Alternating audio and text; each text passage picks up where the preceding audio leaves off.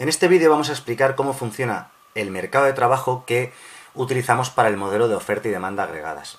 Bien, el mercado de trabajo va a constar de una serie de ecuaciones y de una representación gráfica y nos va a dar como resultado dos de las variables más importantes, que son la tasa de paro y el salario real que cobran los trabajadores. Bien, para construir este modelo del mercado de trabajo vamos a necesitar dos ecuaciones fundamentalmente. Una primera ecuación que se llama ecuación de salarios. La ecuación de salarios normalmente se simboliza con WS y nos dice el salario que van a exigir los trabajadores por su trabajo. Bien, esa ecuación de salarios nos dice que el salario nominal W que reclaman los trabajadores va a ser igual o va a depender de, para entendernos, primero, de los precios esperados de la economía. Esta P con el superíndice E se refiere al nivel de precios esperado para el futuro, ¿de acuerdo? O sea, yo cuando negocio mi salario con una empresa, cuando negocio salario tengo en cuenta la inflación que va a haber ese año, ¿de acuerdo? Tengo en cuenta los precios esperados para el año siguiente. Y además tengo en cuenta una función, ¿vale? Esta función puede tener varios aspectos, ¿de acuerdo? Así que se pone función de forma genérica. Va a ser una función de la tasa de paro de la economía, y la tasa de paro la simbolizamos con la letra U, y de Z. Z representa las variables institucionales del mercado de trabajo, como por ejemplo cobertura de desempleo, costes de despido, nivel de sindicación, ese tipo de cosas que defienden a los trabajadores. Pues bien, el salario que yo voy a poder negociar con la empresa va a depender, como decimos, del precio esperado que haya en la economía. Si yo espero más inflación, exigiré más salario. Va a depender de la tasa de paro negativamente, porque cuanto mayor sea la tasa de paro de la economía, menos poder negociador tengo yo, menos tengo a qué agarrarme. Es decir, la empresa me va a decir, o aceptas el salario que te pago, o te vas al paro porque hay mucho paro, corres mucho riesgo de acabar en el paro, así que aceptas cualquier salario, de manera que cuanto mayor sea la tasa de paro, menor es el salario que yo reclamo, o menor puede ser el salario que yo reclamo. Y depende positivamente de esta variable Z, que son las variables institucionales del mercado de trabajo. Lógicamente, cuanta más defensa haya del trabajador en cuanto a costes de despido, subsidio de desempleo, sindicatos y tal, mayor va a ser mi poder negociador y mayor salario nominal voy a poder yo exigir, lógicamente. Bien, tenemos una segunda ecuación, que es la ecuación de precios. La ecuación de precios nos dice el precio que cobran las empresas por el bien que producen. Y el precio que cobran las empresas por el bien que producen va a depender básicamente de dos cosas. Va a depender de este término, 1 más mu. Mu es el margen de beneficio que aplican las empresas, ¿de acuerdo? Esta letra griega que aparece aquí, la letra mu, va a representar el margen de beneficio que aplican las empresas y va a depender de W partido A, siendo W el salario que cobran los trabajadores y A representa la productividad de los trabajadores, ¿de acuerdo? Concretamente, un pequeño detalle sobre esto, lo que se conoce como el coste laboral unitario es W partido A, es decir, el salario que le pagas partido de la productividad. Esto no viene al caso, ¿vale? Pero se suele estudiar en el mercado de trabajo. Lo dejamos aquí aparte, no le hagáis mucho caso, solamente lo quería comentar.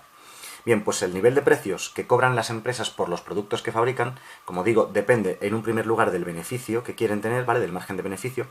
Y por otro lado, dependen del coste laboral unitario. Por cierto, una cosa, ya que hemos puesto aquí una cosa extra que no venía al caso, vamos a poner otra. En un mercado en el que aumente la competencia entre las empresas, esas empresas, para seguir vendiendo, van a verse obligadas a reducir sus márgenes de beneficio. Lo digo para que lo sepáis, que esta letra mu, además de ser el margen de beneficio, nos da una idea también del grado de competencia. En un mercado en el que la competencia se reduce, en el que hay pocas empresas o cada vez hay menos empresas, las empresas van a poder hacer lo que quieran y van a poder poner precios más altos, van a elevar sus márgenes de beneficio, ¿de acuerdo? Lo comento también como detalle, no es muy relevante, ¿no? Pero para que lo sepamos. Bien, tenemos estas dos ecuaciones. Pues queremos representarlas en un gráfico que nos diga dos variables súper importantes de la economía. Esas dos variables súper importantes de la economía son, vamos a representarlas aquí gráficamente a la derecha, son, en un primer lugar, el salario real que cobran los trabajadores, es decir, el salario que cobran partido el nivel de precios de la economía, ¿vale? Esta P representa el nivel de precios. Lógicamente a los trabajadores les gusta mucho su salario, pero les gusta más saber cuántas cosas pueden comprar con su salario, ¿vale? Es decir, lo que se llama el salario real. En general, cualquier variable, cuando la divides entre P, entre el nivel de precios de la economía, no solo te dice su valor, sino te dice su poder adquisitivo, ¿de acuerdo?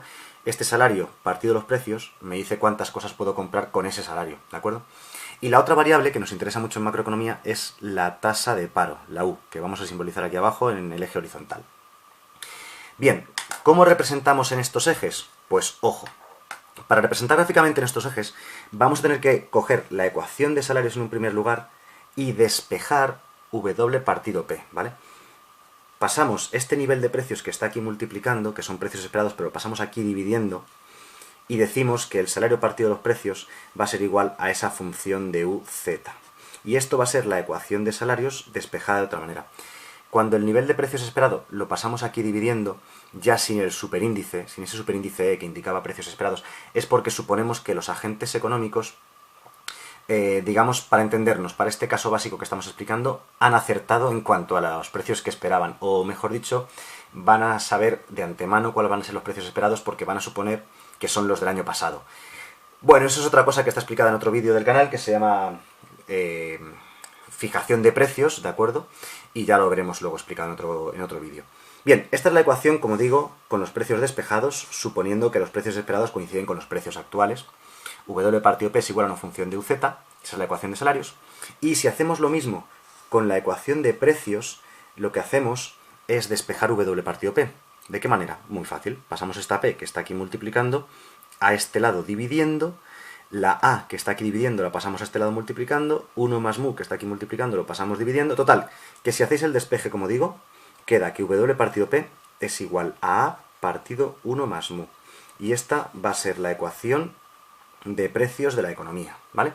Así que las que están aquí escritas de color azul, las que hemos puesto originalmente de ecuación de precios y de salarios, son, digamos, más bien simbólicas, porque en este modelo vamos a trabajar con las ecuaciones despejando el salario real a la izquierda del igual. ¿Por qué motivo? Porque es el que aparece en el gráfico, es lo que queremos estudiar, ¿de acuerdo? Solamente es una decisión de cómo se creó el modelo.